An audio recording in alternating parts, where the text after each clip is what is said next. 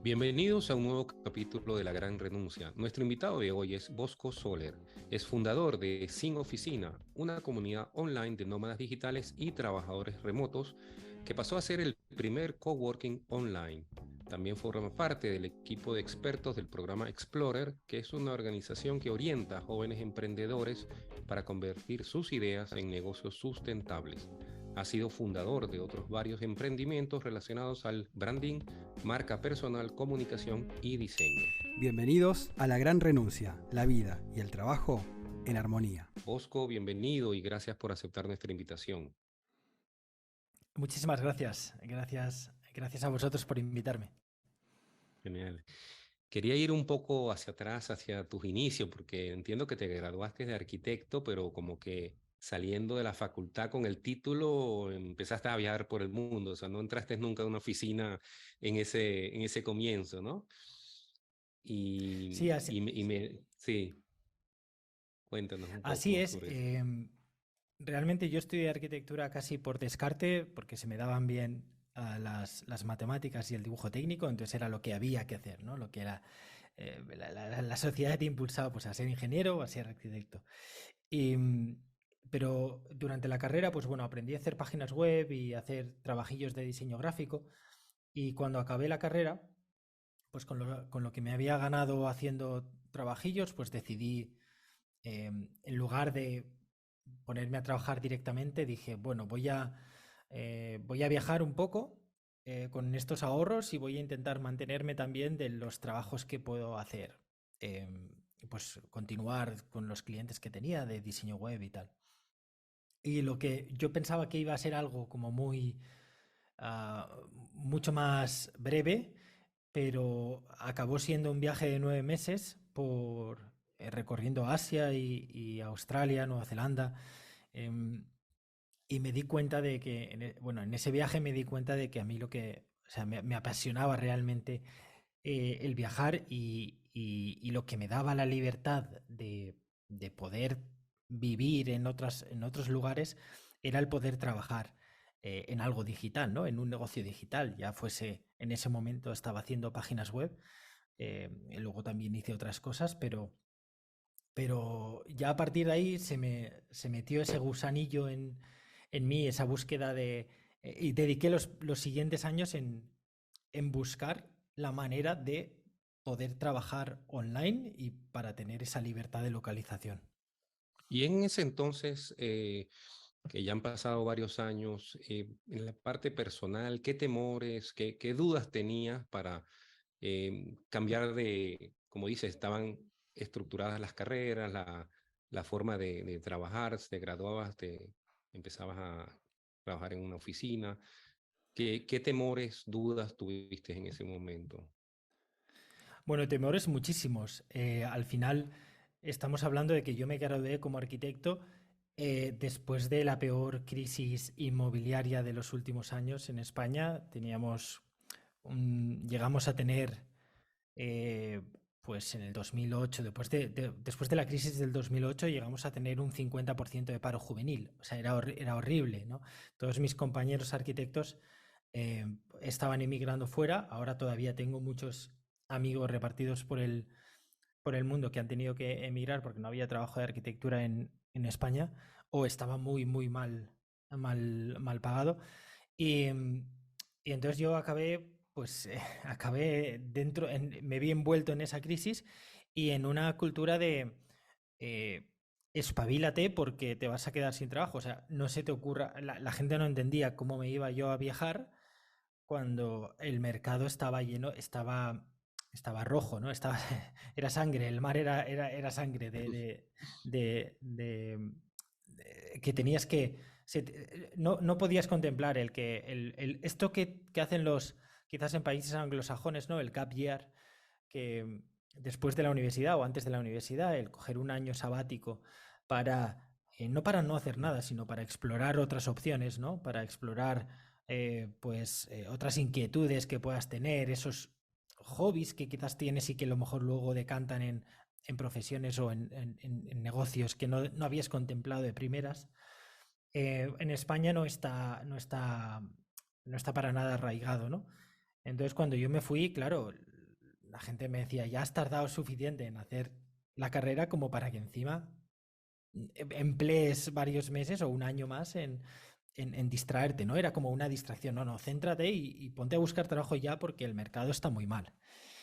Y eso, y claro, al final lo que la sociedad te dice influye te crea ese miedo, ¿no?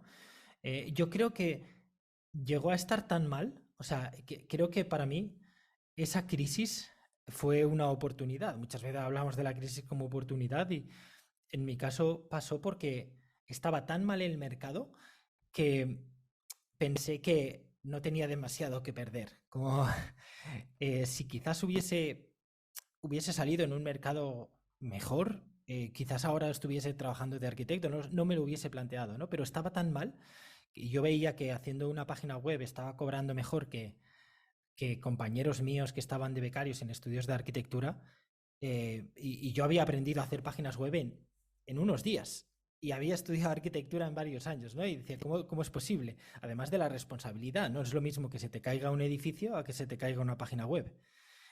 Y sin embargo, había ahí un desequilibrio, ¿no?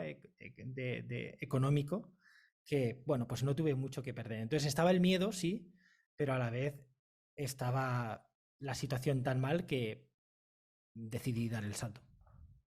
¿Y cuándo empieza a pujar en vos o a meterse en vos este concepto de comunidad, ¿no? Que después seguramente va a terminar siendo sin oficina, con los más de 100 emprendedores que vimos en el último encuentro que ustedes tuvieron? Pero ¿cuándo empezó como esa semilla de quizás empezar a registrar a otros que estaban en tu misma situación?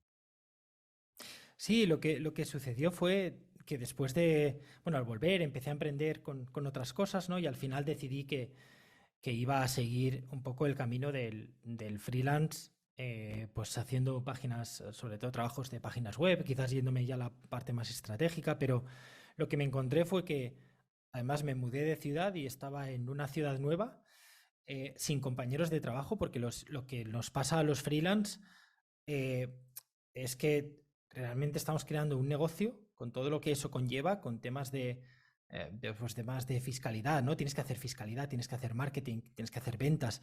Llevas un negocio al final, no solo haces lo que se te da bien, por lo que te pagan, sino que además estás llevando un negocio.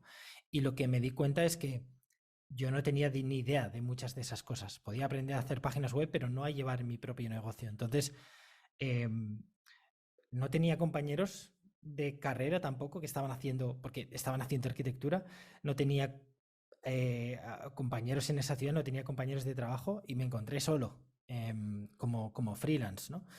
Y entonces entré en varias comunidades, antes pues eran más grupos de Facebook y de LinkedIn y no me sentí arropado porque al final eran miles de personas promocionándose, no había realmente un ambiente de comunidad, ¿no? Y a mí me gustaba mucho la filosofía y cuando estaba viviendo en Madrid fui a un coworking y me gustaba mucho la filosofía de los coworkings de co-creación, ¿no? Y de cotrabajo. Cuando un coworking está bien dinamizado es muy sano, se crean relaciones y a mí me gustaba mucho esa filosofía, ¿no? Entonces, pero en mi zona no encontré ninguno, no encontré tampoco, estaba limitado en un coworking muchas veces había pequeñas empresas que no eran autónomos, no había realmente freelance y autónomos.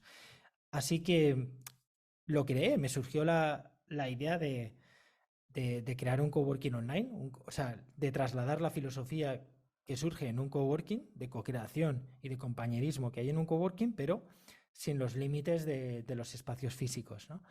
Y tratar de replicar todo lo que sucede en un coworking, ya sea dinámicas, eventos formativos, simplemente no ofrecer, no ofrecer internet o un escritorio, sino todo lo demás, ¿no? Toda la parte de conexión entre personas. Y además a mí que me apasionaba tanto viajar, era como tener un coworking en el bolsillo, ¿no?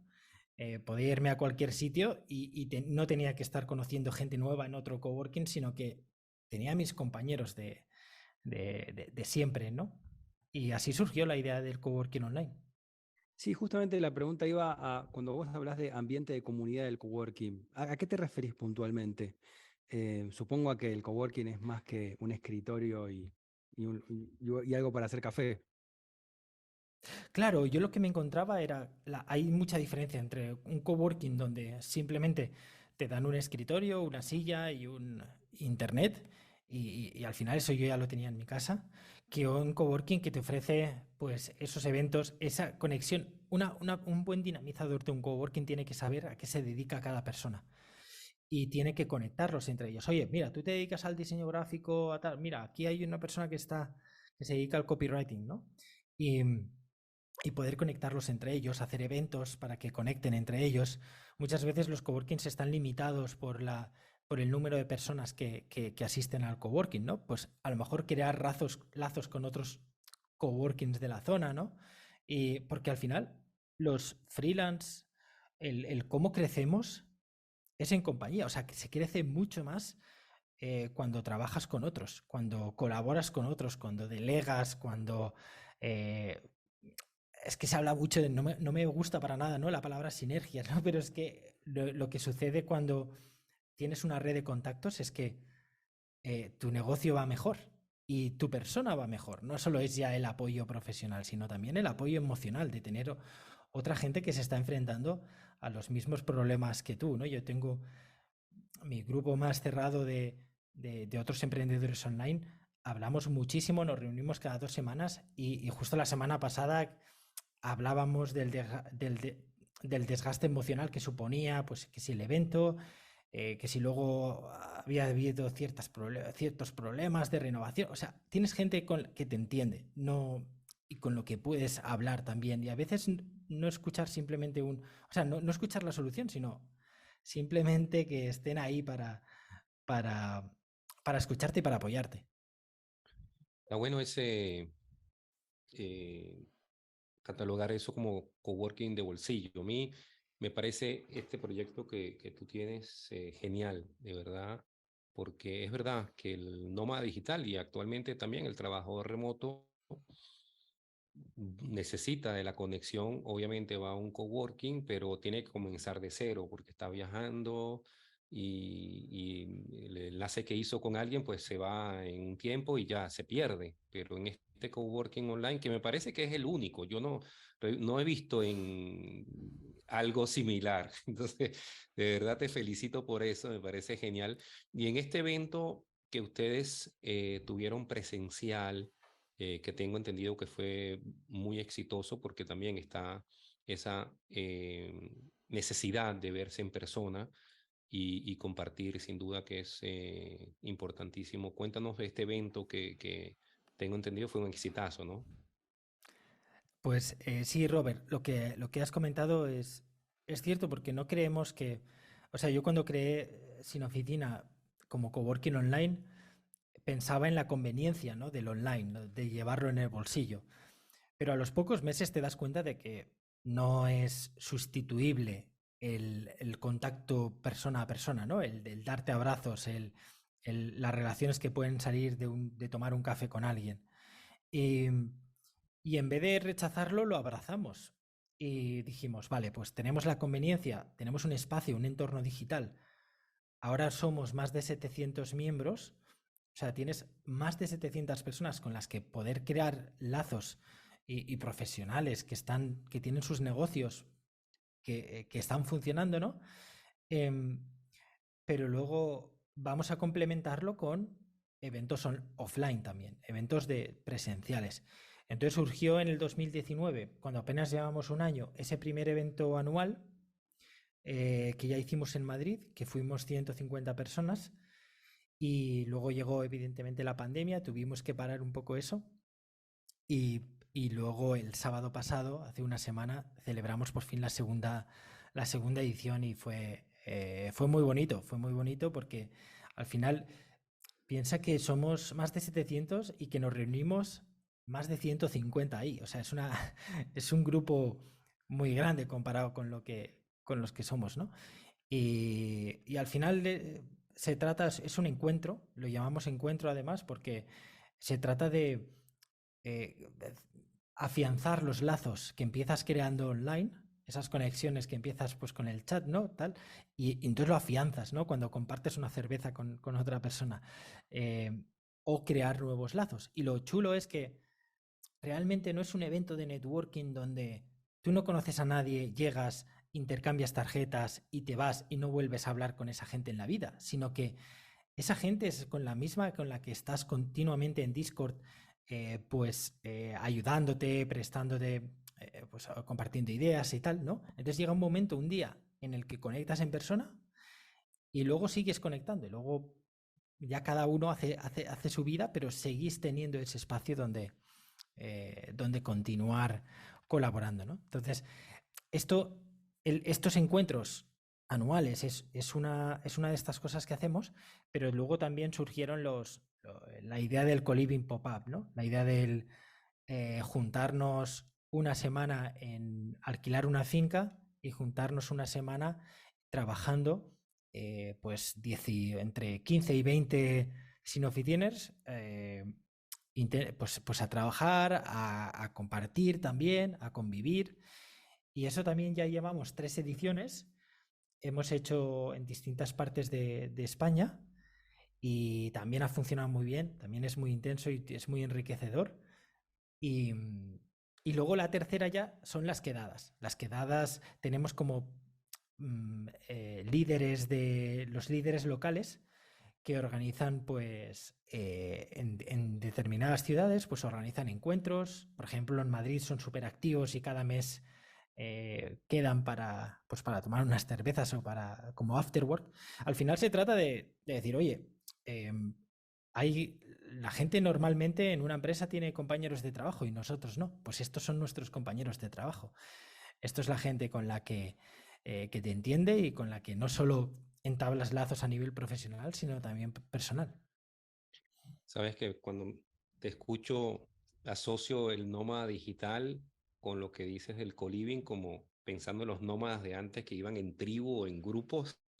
Ya no es el nómada solo, Sí. ¿no? Sino que estás creando como que el nomadismo, el movimiento del nomadismo, pero grupal. Bien interesante. Y de esto que dices que hay 700 miembros, más o menos, ¿ves un patrón en común porque claro, antes estaba el nómada digital propiamente, como tú comenzaste, como una persona independiente, creaste tu propia empresa, pero ahora también se suma muy después de la pandemia, también el trabajador remoto, que se dio cuenta que no es el tema de estar de nómada realmente, sino también la calidad de vida. Entonces, están trabajando también desde la casa o desde cualquier parte, ¿no? ¿Cómo ves, o sea, si pudiste como decir, bueno, aquí hay un patrón común o hay una variabilidad enorme? Sí, fíjate que cuando creé Sin Oficina iba enfocado a nómadas digitales, a emprendedores y a teletrabajadores, o sea, gente que trabaja para empresas en remoto. Pero luego nos dimos cuenta de que el patrón realmente de la gente que entraba en Sin Oficina era gente, no era la gente que trabajaba para empresas, era gente que tenía proyectos propios, que era freelance, que estaba emprendiendo con un producto digital o con formación o con un SaaS o con software, pero que tenían proyectos propios, que eran sus propios negocios, ¿no? Porque las necesidades que tienen realmente de conectar con personas, las tienes más cuando tienes un proyecto, cuando no tienes compañeros de trabajo. O sea, los nómadas digitales que son teletrabajadores, que trabajan para empresas, normalmente no están en Sin Oficina, a no ser que estén paralelamente desarrollando proyectos propios, ¿no? Side projects y cosas así. Porque las necesidades son distintas. Quizás la necesidad de un teletrabajador es más esa conexión en persona que no tiene en el trabajo en remoto, porque ya tiene compañeros, no se tiene que preocupar de fiscalidad o de ventas o de tal, eso ya lo hace la empresa, ¿no? Simplemente trabajar y ya está. Entonces, realmente creo que para esa gente la solución son los encuentros a nivel local, ¿no? Los encuentros de trabajadores ya en el sitio donde están. Y que Sin Oficina realmente sirve para la gente que tiene un proyecto propio o que quiere crear un negocio propio, ¿no? Porque es gente que estamos expuestos a altibajos emocionales, a montañas rusas emocionales las cosas, es increíble, es algo que hay que ser consciente cuando se emprende. Y es que un día puedes estar súper de subidón porque has tenido unas altas, ¿no? O te han dicho unos buenos comentarios, o sientes que todo va bien y que te vas a comer el mundo, y al día siguiente, o incluso ese mismo día por la noche, pasa algo, un comentario negativo o unas bajas o tal, y de repente dices, Buah, esto no va a ninguna parte, ¿no? Hay unos altibajos emocionales increíbles, ¿no? Hay mucho de salud mental y muchas cosas de estas que conviene tener en cuenta a la gente que quiere emprender, que no es todo un camino de rosas, evidentemente, ¿no?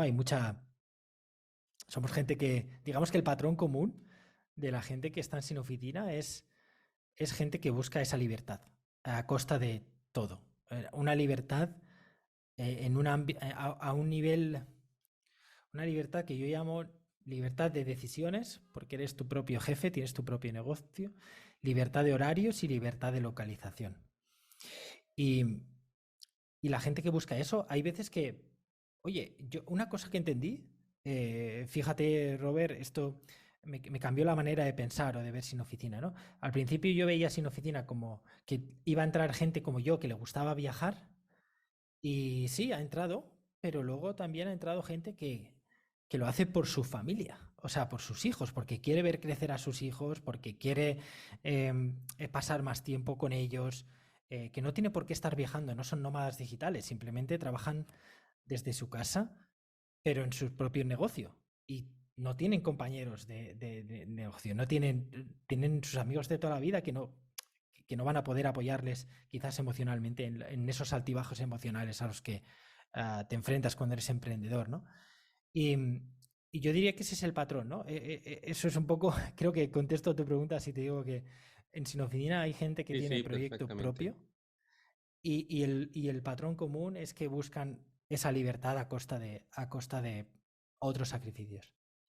Veo que hay gente de todo el mundo en Sin Oficina, entonces eso es muy llamativo, que puedan convivir de esta manera 700 personas de diferentes lados, ¿no? Cada una con su historia y con sus rollos, que converjan en esa necesidad, como decías vos, de libertad.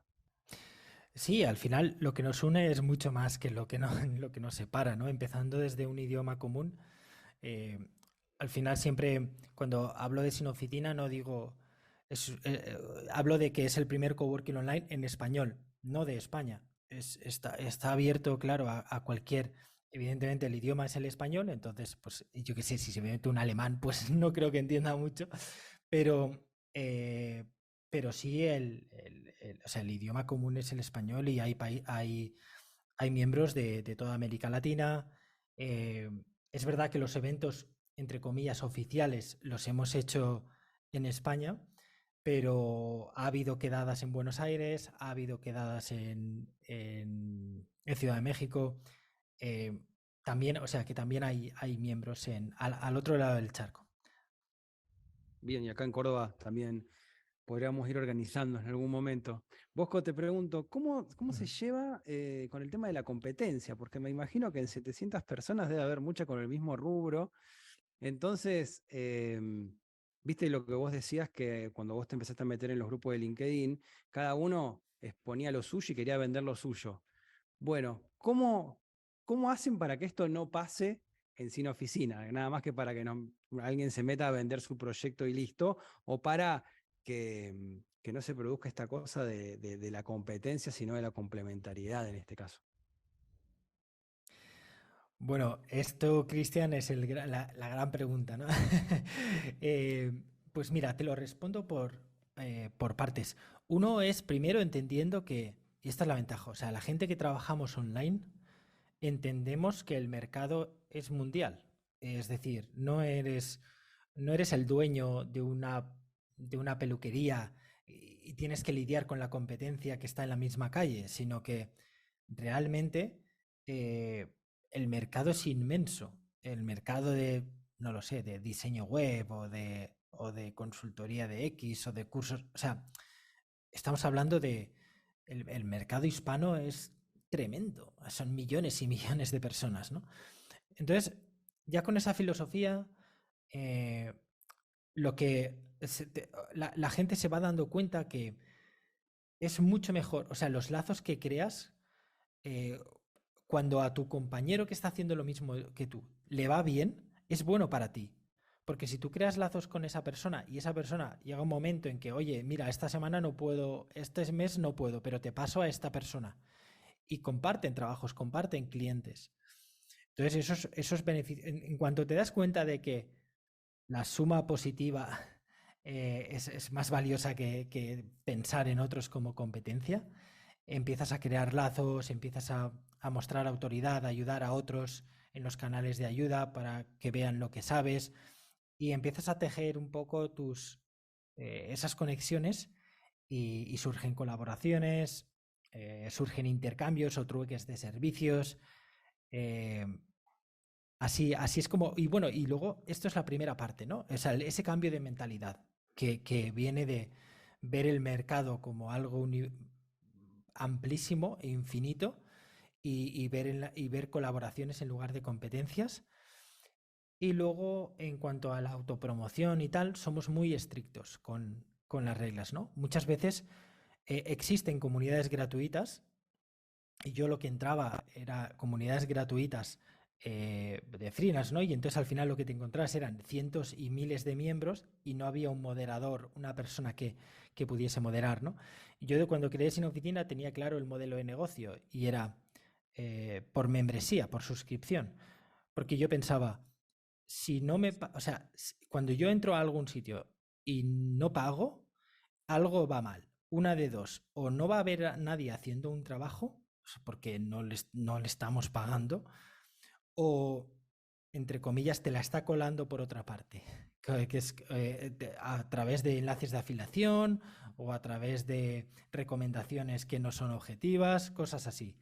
Entonces, cuando creé Sin Oficina dije, no, vamos a hacer una monetización transparente, tú pagas una suscripción por estar aquí y eso va a pagar mi trabajo, va a pagar el trabajo de la persona de María, que es la Community Builder, va a pagar las sesiones formativas que vamos a contratar a expertos y va a pagar el tiempo pues de hacer que esto funcione, ¿no? Y esto funciona pues también mediante normas de convivencia que llamamos, que evitan pues que la gente llegue simplemente a hacer publicidad de sus productos o de su servicio, etcétera.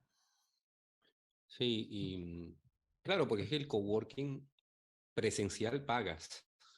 Claro, tienes el espacio, la silla, la mesa, pero aquí tú traes una serie de beneficios que inclusive son superiores a los coworking presenciales, como toda la parte de la red, de la colaboración, de las charlas, de los expertos que hablan.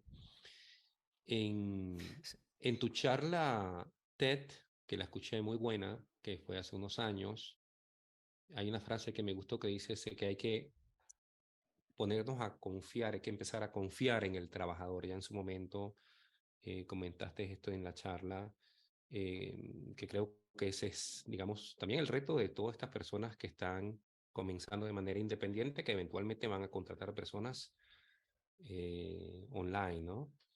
Eh, pero ¿cómo ves este reto de la confianza en Latinoamérica? Yo no he trabajado en Latinoamérica, entonces no puedo hablar por esa parte, pero sí que he trabajado con mucha gente en España y también es necesario librarte de esos prejuicios y, y bueno, y ver que al final una relación laboral es una relación como de pareja. Mientras siga funcionando, o sea, tienes que confiar, ¿no? Y mientras siga funcionando, seguiremos estando juntos. Y si algo no, y si no funciona, pues fuera, ¿no? Yo siempre, la manera en que trabajo con gente en Sin Oficina, con colaboradores, o sea, yo no impongo horarios ni impongo o sea, evidentemente, ¿no? Sería un poco hipócrita por mi parte. Simplemente con determinadas personas, pues, bueno, en determinadas cosas, pues, hablamos de proyectos, ¿no? Y de, oye, pues esto tiene que estar y por esto te pago tanto.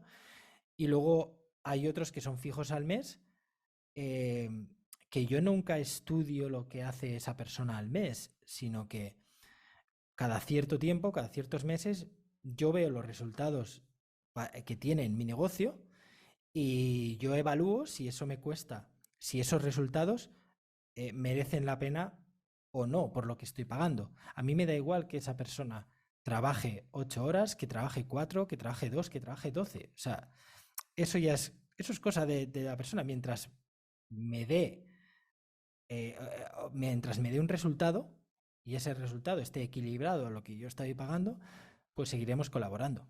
Y si no, no. Entonces,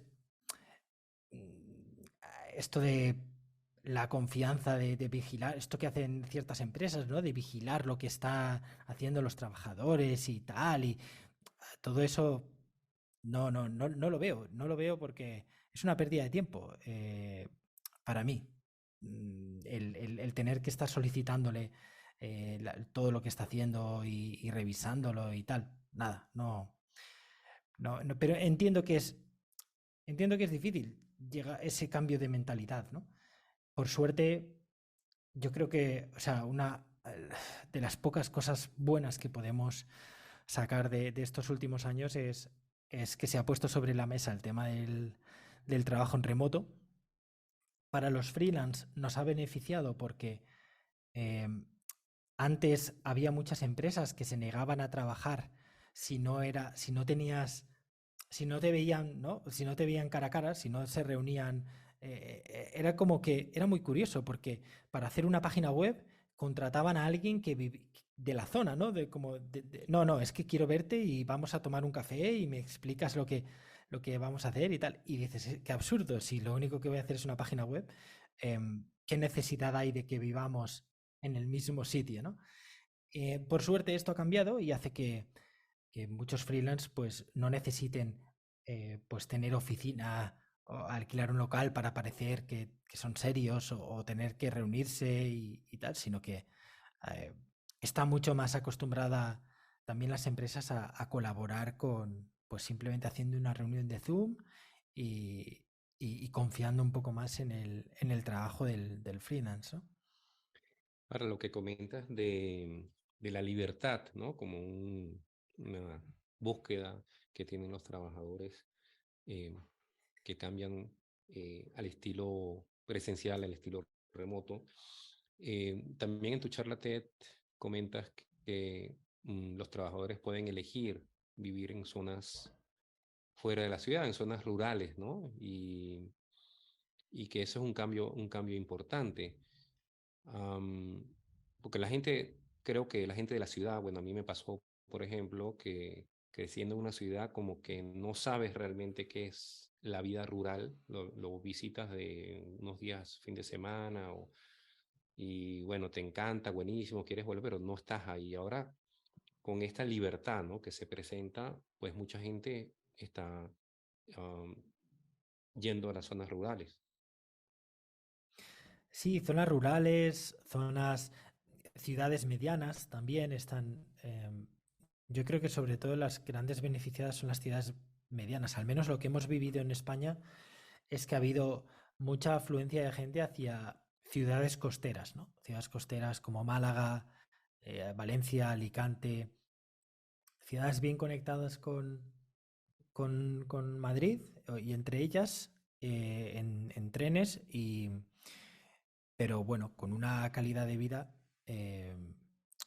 quizás superior, ¿no? Al menos la gente que va ahí pues piensa eso. Yo creo que esas son las grandes beneficiadas. Fíjate que una curiosidad, Robert, es que cuando hice la charla TED, esto fue en febrero del 2020, creo, justo un mes antes de que declarasen pandemia y de que nos encerrasen en casa, ¿no? Justo un mes antes estaba yo dando una charla TED sin tener ni idea de lo que iba a suceder a los pocos meses, ¿no? Y de hecho empecé la charla TED preguntando a la gente si sabían lo que era el trabajo en remoto, ¿no? Que levantasen la mano, si sabían lo que era el teletrabajo y fíjate, y luego al mes todo el mundo lo sabía, ¿no? Pero bueno, volviendo a lo que comentas, sí, yo creo que es bueno para el trabajo en remoto, es bueno para la propia libertad, para volver un poco a las raíces de poder tener la libertad de criar, o sea, de estar en familia en lugares pues más benévolos, ¿no? Con la familia, no tanto pues, en la ciudad con todo el caos. Em, También va a beneficiar, pues lo que hablábamos antes, ¿no? El que no nos tengamos que reunir con clientes presencialmente, forzosamente, pues va a favorecer en temas de sostenibilidad, pues el consumir, o sea, el emitir menos emisiones porque hay menos traslados. En fin, yo creo que el trabajo en remoto es verdad que que ha habido un poco de efecto rebote, porque muchas veces la gente que durante la pandemia, o sea, el primer contacto que tuvo con el trabajo en remoto fue durante la pandemia y fue erróneo, porque eso no era trabajo en remoto. Estaban los hijos que no iban al colegio, el caos, estaba el propio malestar de que estamos en pandemia, ¿no? Entonces la gente a lo mejor asocia el trabajo en remoto a esa experiencia que tuvo, y esa experiencia que tuvo no es el trabajo en remoto como lo entendemos, como debería ser, ¿no? Yo creo en el trabajo en remoto más hacia un modelo híbrido, hacia un modelo que te permita elegir si quieres ir a la oficina o si no. O sea, si puedes realmente trabajar a distancia, hay gente que le gusta ir a trabajar a una oficina y conocer sus compañeros y está bien. Y quizás un modelo híbrido sería lo más adecuado, ¿no? Un poco tener una oficina como quien tiene un coworking para sus empleados, pero que todo funcionase, todas las comunicaciones, para eso hay que cambiarlo todo, ¿no? No vale decir, no, no, nosotros favorecemos el trabajo en remoto. Y, mira, tenemos a 2 empleados que están trabajando en remoto, pero todas las decisiones las tomamos en las reuniones presenciales o mientras estás en la máquina de café, ¿no? Que se tiene todo y a los otros se pierden muchísimas comunicaciones, ¿no? Pues eso hay que cambiar el chip, ¿no? Y una empresa que realmente trabaje en remoto es una empresa que toda la documentación, que todos los procesos, toda la gestión de proyectos, todo se hace online y es igual, tanto para quienes están en la oficina como para quienes están en remoto. ¿Cuáles son las principales, si se quiere, demandas de los integrantes de Sin Oficina, de esta comunidad? Demandas en tanto de capacitación, de charlas, de temáticas a tratar. ¿Cuáles son los principales conflictos o dudas a resolver que seguramente ustedes lo tantean como para poder ofrecer esas capacitaciones, esos eventos que hacen? Pues es una buena pregunta, Cristian. Yo creo realmente el mayor reto al que se enfrenta la gente que emprende online con un negocio propio es a entender, o sea, es a llevar el negocio. Hay muchísimas cosas que no sabemos hacer. Yo puedo saber hacer diseño web, pero no tengo ni idea pues eso, de cómo llevarme la fiscalidad, de cómo gestionar clientes. Entonces, mucho de las formaciones que tenemos en Sin Oficina van hacia eso, ¿no? O sea, no pretende ser, Sin Oficina no te va a dar una formación en tu trabajo. O sea, si tú quieres ser diseñador web, no vienes a aprender diseño web a Sin Oficina. Hay cursos más especializados y sería infinito las profesiones que tendríamos que abarcar, ¿no? Pero sí que te damos, porque eso es lo que nos demanda la gente, formación en el resto de áreas, ¿no? de tu negocio. Pero tanto a nivel, eso, fiscalidad o ventas, como a nivel personal, ¿no? Como a nivel salud. Hablamos mucho de salud física y salud mental.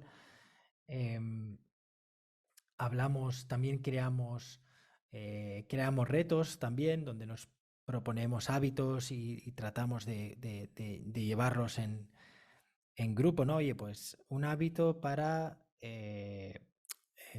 pues para una publicación diaria en una red social, ¿no? O un hábito para meditar, o un hábito eh, para buscar un cliente al día o conectar con una persona, ¿no? Y al final todo lo que, digamos que las demandas que mayor o lo que más necesita la gente en Sin Oficina es a nivel profesional el cómo llevar un negocio y a nivel personal el cómo conciliar ese negocio con el resto de partes de la vida, a nivel salud, a nivel familia, todo eso sí. Sí, hay muchas cosas que se tienen que aprender, como eh, comentó David Blay en uno de los capítulos que tuvimos, que no es una cosa, como dice, que nos lanzaron al trabajo remoto producto de la pandemia, pero hay mucho, mucho por aprender. Todo el tema de la relación asincrónica, que es muy interesante, y la tendencia que hay a veces de las reuniones y cómo minimizar, ¿no? Eso.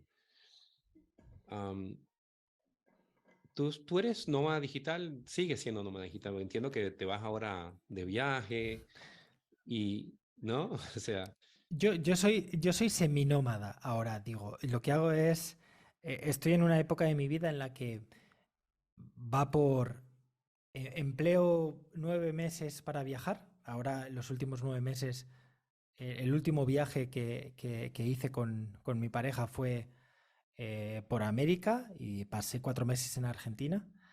Em, mm, y entonces luego descansamos, estuvimos en España otros meses y ahora nos volvemos a ir otros 6 meses de ruta en coche por Europa.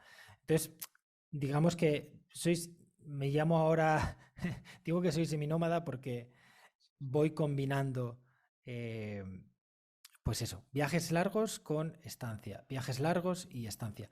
Pero al final todos son etapas, ¿no? Hubo un momento en el que era más nómada y ahora pues, pues semi, ¿no? Porque también aprovecho siempre digo que cuando eres nómada digital tienes como dos velocidades, la velocidad de creación y la velocidad de mantenimiento.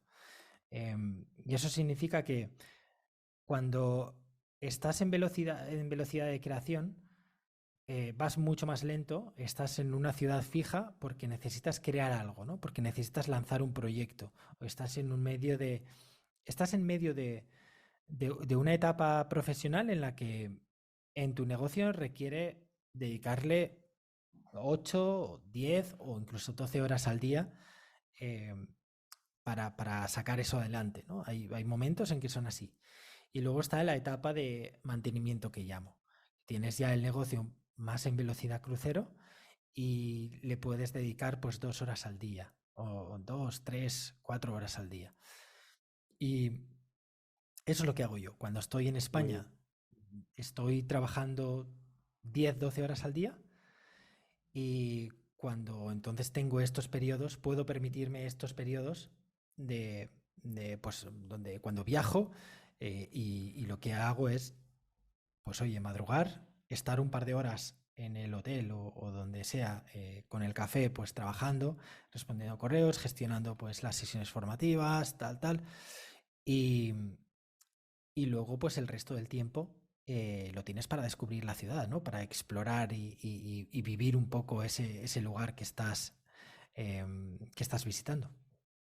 Está muy buena esa división entre creación y mantenimiento. Y en la parte, digamos, de tu vida como nómada digital, en esa fase que estás, que te vas, digamos, con lo mínimo que te sea cómodo para vivir, ¿te ha influenciado ese minimalismo, vamos a decir, como filosofía de vida en tu vida, digamos, cuando te quedas en un lugar fijo, ¿no? Sí, a mí me ha ayudado muchísimo, fue algo que fue como consecuencia, ¿no? Mientras estuve estudiando arquitectura, hice un intercambio académico y estuve en Noruega y yo recuerdo llegar a Noruega como con dos maletas y una mochila, ¿no? Luego hice otro intercambio académico en Japón y ya solo me llevé una maleta y una mochila. Y, y luego hice un camino de Santiago donde estuve un mes con una sola mochila, ¿no? Caminando una sola mochila. Y como fui minimizando, porque me di cuenta de que, claro, en el camino de Santiago te das cuenta de que tienes que llevar lo esencial, porque lo demás no es que ocupe espacio, es que lo tienes que cargar. Entonces te vas dando cuenta, a medida que tienes este tipo de experiencias, te das cuenta de que no necesitas mucho para vivir. Y que yo realmente, cuando hice ese viaje inicial de 9 meses por Asia, yo llevé solo una mochila de 12 kilos que no facturaba. Y no facturaba porque así no me corría el riesgo de que me lo perdiesen, porque además era más barato y porque tenía más libertad de movimiento. Y podía, pues yo recuerdo estar en el norte de Tailandia un día, en Chiang Mai, y salir de fiesta, conocer a un británico y a un americano tal, y decirme, oye, mañana nos vamos a Laos, ¿te vienes? Venga, pues sí, coger la mochila e irte, ¿no? O sea, cambias de país y de lugar de vida porque no tienes anclas, ¿no? Hablaba mucho del concepto de anclas. A lo largo de la vida nos vamos imponiendo anclas y que nos van lastrando y que hacen que cada toma de decisiones cueste más porque tienes que tener en cuenta más cosas, ¿no? Hay anclas inevitables y que, oye, pues si llega un momento en que quieres tener hijos, no, y esos son anclas, ¿eh? Pero bueno, es decisión tuya, ¿no? Pero hay otras anclas que sin darte cuenta vas acumulando porque la sociedad pues te incita, ¿no? Al consumismo, te incita a comprar una cosa, a comprar otra. De hecho, yo ahora he cumplido 37 años y hasta hace nada me compré un coche hace un par de meses. Y he estado hasta ahora sin coche y alquilaba coches. He alquilado una barbaridad de coches. Y llega un momento que ya sí, ¿no? Pero ser consciente de esas anclas, de que cada cosa que compras es un ancla en tu vida y condiciona la libertad de movimiento, pues es importante, ¿no? Y darte cuenta de que no necesitamos. En esa mochila yo llevaba ropa para una semana, algo de tecnología para poder trabajar, mi portátil y cargadores y poco más, y una bolsa de aseo. Y ya está, no necesitas realmente mucho más para vivir. Y ahora, pues ahora que nos vamos en coche, es verdad que ya no es una mochila, ya es un maletero y ya podemos cargar alguna cosa más, pero el haber vivido eso me hace seguir siendo consciente de que realmente no necesitamos mucho para vivir. Bosco, ¿hubo algún libro, algún texto, algún autor o alguna película que te haya inspirado a hacer lo que hiciste, que te haya ayudado, que te haya hecho hacer un clic o que te haya roto la cabeza, digamos, como decimos acá en Argentina? Sí, claro que sí. De hecho, creo que es fundamental el rol que hace Internet en esto, ¿no? Porque hay ideas que no se te pueden ocurrir por ti mismo. O sea, mientras estaba estudiando arquitectura, no había nadie a mi alrededor que estaba pensando en acabar e irse de viaje 9 meses solo. Entonces esas ideas te vienen de algún sitio, ¿no? Te vienen de leer referentes o blogs o de verlo en algún sitio, ¿no? Y yo recuerdo que fue, a ver, Ángel Alegre es un chico que tenía un blog de vivir al máximo, que viajaba mucho también, ¿no? Y que un poco implantó esa idea en mi cabeza. No sé si antes fue también algún blog americano. Yo trataba de leer en inglés. Creo que una de las cosas fijaos qué curiosidad, ¿no? Una de las cosas que me hizo implantar esta semilla fue leer blogs en inglés. Y leía blogs en inglés porque quería practicar mi inglés. Y porque me había ido de Erasmus a Noruega y quería seguir manteniendo ciertos conocimientos en inglés, ¿no? Y leer libros me parecía muy pesado, era demasiado denso. Así que leía artículos de blogs en inglés. Y creo que recuerdo leer blogs pues, de viajeros, ¿no? Y de todo esto de emprender online y tal, donde hay mucho humo y tienes que tener mucho cuidado con lo que lees porque puedes acabar en una estafa piramidal o en un marketing multinivel y cosas así. Pero ya, si queréis hablamos de eso en otro momento porque hay tela de humo. Pero sabiendo distinguir un poco el grano de la paja, vi que era una posibilidad, ¿no? El viajar y el emprender y todo esto de tener un negocio online y tal. Leí también, yo creo que mucha gente ha descubierto todo esto por Tim Ferriss, por la semana laboral de 4 horas, que aunque el- el título me parece desafortunado o un poco exagerado, sí que implantó conceptos en mí de, oye, de la escala a la que podías llegar si tenías un negocio digital, del tema de delegar, o sea, conceptos que me ayudó mucho. Por ejemplo, él habla de imaginarte el peor escenario posible. Esto es muy estoico. Descubrí a los estoicos también por Tim Ferriss, ¿no? Fíjate, la pregunta de ¿qué es lo peor que puede pasar? Es muy poderosa cuando tienes miedo a hacer cosas.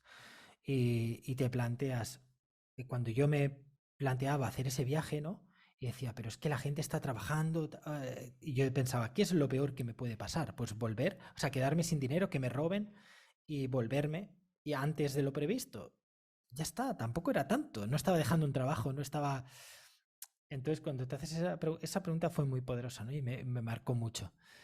O sea, que hubo cosas en ese libro que me gustaron mucho, otras que se descartan, evidentemente, pero sí que implantó un poco Luego, otro concepto poderoso y que como nómada digital em, es importante es que hablaba Tim Ferriss de vivir la vida que muchas veces cuando eres dueño de tus propios horarios y de tus propias decisiones y de la localización, puedes vivir, eh, o sea, necesitas ganar menos dinero para vivir bien. Y a esto me refiero con un ejemplo fácil es que en España, por ejemplo, todo el mundo se va de vacaciones en agosto y todo es mucho más caro. Pero si puedes elegir irte de vacaciones en mayo, un martes, y tienes libertad de decidir qué vuelo coger, pues de repente te cuesta la mitad de las vacaciones, ¿no? O sea, esto es solo un ejemplo, ¿no? Pero hay muchísimas ventajas que tienen que ver con tener libertad de horario y de localización. Porque, y la ventaja de ir un poco al contrario del resto del mundo. Bosco, para que nuestros oyentes se puedan comunicar con vos, se puedan contactar, ¿cómo lo pueden hacer? Pues en Twitter estoy bastante activo, estoy muy activo. Podéis encontrarme en Bosco Soler y en boscosoler.com, en sinoficina.com, evidentemente. Yo creo que si ponen Bosco Soler, soy el único Bosco Soler en el mundo y eso tiene ciertas ventajas, como que si buscan Bosco Soler van a encontrar mi Twitter, van a encontrar mi página web y los demás proyectos. Bosco, muchísimas gracias por haber estado en La Gran Renuncia. Un verdadero placer esta charla con vos. Gracias. Muchísimas gracias a vosotros. Muy bien, y a quien escuchábamos en este episodio de La Gran Renuncia era a Bosco Soler, fundador y director de sinoficina.com, podríamos decir que el primer coworking virtual, en este caso de habla hispana, ya que se produce desde España, pero tiene integrantes también de Latinoamérica y de diferentes países en donde hay habitantes que hablan esta lengua. Fue muy interesante porque pasamos por un abanico de temas de punta a punta, hablando sobre los miedos del emprendedor, ese miedo a la soledad que uno tiene, esas dudas, esa incertidumbre que provoca el emprender autónomo y esa necesidad también de conformarse junto a otros, de aprender junto a otros, que fue el impulso, sin lugar a dudas, que llevó a Bosco a dar el primer paso con sinoficina.com y a constituirse en esta gran comunidad de aproximadamente 700 integrantes que tiene el día de hoy. Muy, pero muy interesante esta charla en La Gran Renuncia en el episodio del día de hoy, Roberto.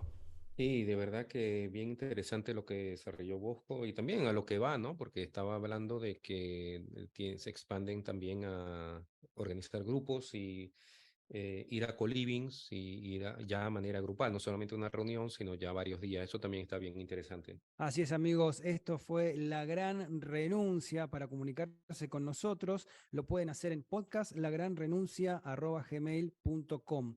Y otra de las modalidades para poder verse la cara entre los trabajadores virtuales, entre nómadas digitales y también, ¿por qué no?, en empresas que se quieran tomar un momento para encarar la forma del trabajo desde otro lado, son los espacios de workation. Por eso te invitamos a que puedas entrar en workationplanet.co y ver lo que Argentina, los diferentes lugares naturales de Argentina tienen para ofrecer a tu empresa. De workationplanet.co organizamos los retiros, los workation para tus empresas. Pueden ser de team building, puede ser para integrar un equipo de nómadas digitales o simplemente un espacio que se tome el equipo de tu empresa para la creación o para conectar desde otro lugar. Tenemos en Argentina ríos, lagos, espacios naturales muy, pero muy buenos, gastronomía y diferentes entretenimientos para que ustedes puedan venir, diferentes atractivos para que ustedes puedan venir con su empresa y pasarla genial. Workationplanet.co. Entonces los puedes encontrar en las redes como Workation Planet en las diferentes redes sociales. Ahora sí, esto ha sido La Gran Renuncia y nos volvemos a encontrar en el episodio que viene. Escuchaste La Gran Renuncia, un podcast producido por Roberto Schlesinger y Cristian Curto. Si te gustó, hace clic en el botón seguir y nos vemos en el próximo episodio.